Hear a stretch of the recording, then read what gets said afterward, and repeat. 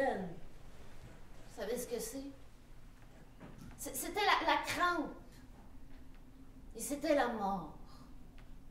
3 belles femmes qui se sont rencontrées par un après-midi d'octobre à la croisée d'un chemin. Hey, ça faisait longtemps que ça s'était vu. Ça s'est dit, les filles, on se fait-tu un bon souper? Chacune fouille dans sa sacoche. Il n'y avait même pas de quoi se faire un sandwich.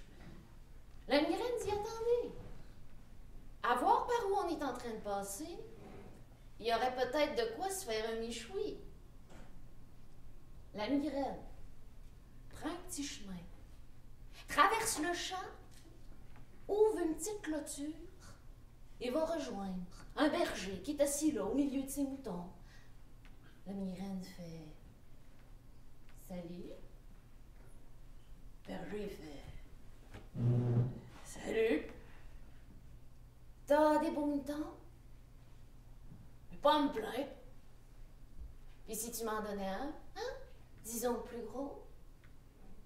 On va voir ce que t'es prête à payer. Payer? Mais je suis la migraine, moi. Si tu me donnes pas ton plus beau mouton, je rentre dans ta tête. Bon, ça donnait à faire réfléchir le petit berger, qui a quand même répondu que ses moutons n'étaient pas à donner, mais à vendre. La migraine a dit c'est correct.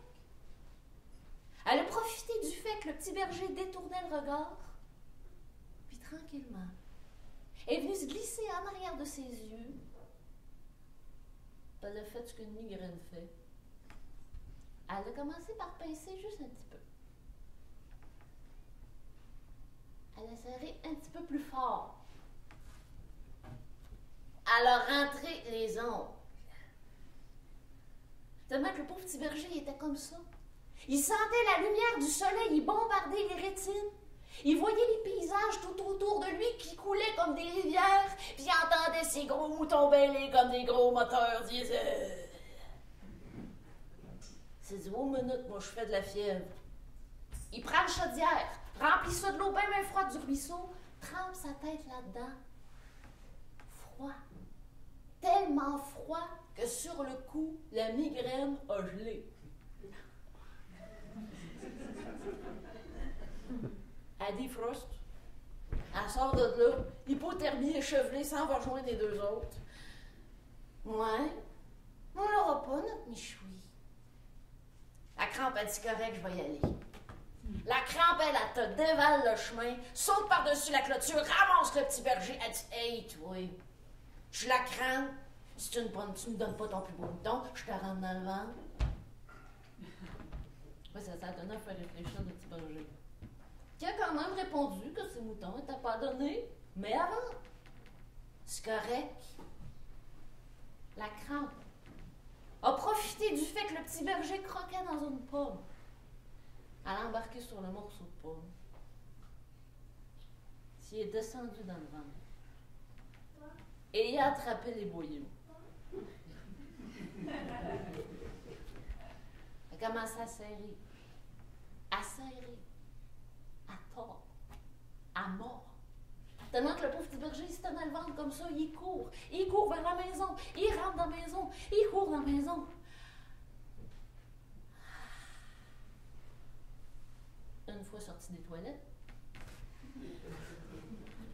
le petit berger est allé faire chauffer de l'eau. Il a mis ça dans une bouillotte, met ça sur son ventre. Chaud. Tellement chaud que la crampe en dedans sifflait comme une bouilloire.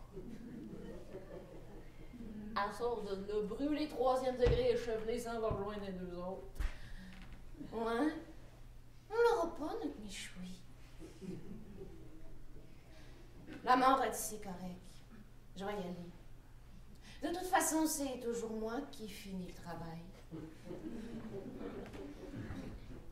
La mort prend le petit chemin, ouvre la petite clôture. Oh! Le berger l'a reconnu tout de suite. La mort, il l'avait vu au chevet de sa mère. Il dit, vous prenez le mouton que vous voulez, hein? Je sais pas combien de jours qu'il me reste à vivre, mais j'ai bien l'intention d'y vivre au complet mes journées. La mort dit, tu sais pas combien de jours il te reste à vivre? Mais moi, je le sais. Est-ce que tu veux voir? Petit berger, C'était quand même curieux. Il approche sa main de celle de la mort. Au contact des deux mains, il s'élève une grande brume qui les enveloppe tous les deux, les fait disparaître au milieu des moutons pour les faire apparaître dans un grand champ d'herbe noire. La mort s'avançait dans le chemin. Le petit berger en arrière d'elle voyait dans le cœur des plantes des milliers de milliards de chandelles allumées. Et la mort s'est arrêtée devant une chandelle, en disant: ce que tu vois ici, c'est la vie de tous ceux qu'il y a sur la terre. Et cette petite chandelle-là est ta vie à toi. Petit berger s'approche de sa bougie, qui était ni courte ni longue, un peu badonnante comme lui. Il dit: ouais, la mort, je sais pas, tant qu'à être ici, il n'y aurait pas moyen de la rallonger un petit peu, ma vie, hein? La mort a dit: la seule chose que je peux faire ici, c'est attendre que les chandelles s'éteignent pour aller chercher ceux qui meurent sur la terre. Ah. Ah ben oui, hein? C'est bien naturel que les choses se passent comme ça. La mort a tendu sa main. Le petit berger a mis la main dans la sienne. Au contact des deux mains, il s'est élevé une grande brume qui les a enveloppés tous les deux. Les a fait disparaître du royaume des morts pour les faire réapparaître au milieu des moutons. Le berger, il pense à son affaire. Il dit: ouais, mais la mort, si je comprends bien ce que vous m'avez dit, là, si vous pouviez pour moi, là, dans le sens de rallonger ma chandelle puis ma vie, vous pouvez rien contre moi non plus. Hey, savez-vous, mes moutons, je vais me les garder, hein?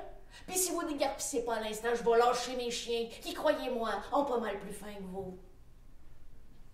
Et c'est comme ça que la migraine, la crampe et la mort, les trois belles femmes, se sont quittées par un après-midi d'octobre, le ventre vide.